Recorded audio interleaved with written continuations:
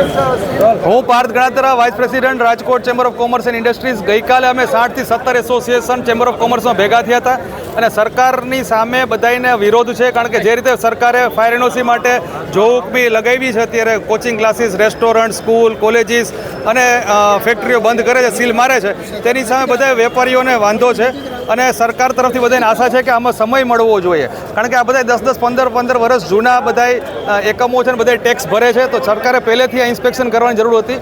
અને હવે બધા ફાયર ઇક્વિપમેન્ટ્સ અત્યારે ઇઝીલી અવેલેબલ નથી, સ્ટાફ પણ એડ્યુકેટ અત્યારે ક્વોન્ટિટીમાં મળતો નથી, તો સરકારે અમુક એસઓપી બનાવી અને પ્લાન બનાવીને બધાને અમુક ભાઈ 1000 જણાને 6 મહિનામાં લઈ લ્યો કે 3 મહિનામાં લઈ લ્યો, એ રીતનું એક નોટિસ પીરિયડ આપવો જોઈએ અને એક એસઓપી તૈયાર કરવી જોઈએ, તો જ આ બધું શક્ય બનશે. અત્યારે 500 જણા ભેગા થયા છે, વધીને અઠવાડિયામાં નતર 10,000 જણા ભેગા થશે, કારણ કે બધા ત્રાહીમામ પોકારી ગયા છે અત્યારે. તંત્ર હવે જાગ્યું છે, એને લઈને શું કહેશો?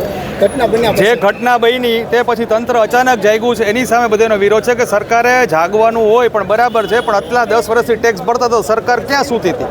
અત્યારે બધાને સમય આપવો જોઈએ કે તમે ફાયર એનઓસી લઈ લો. કોઈ પણ ફાયર એનઓસી સામે વાંધો નથી, પણ સમય ન મળે તો ફાયર એનઓસી કઈ રીતે શક્ય છે અચાનક બધા માટે?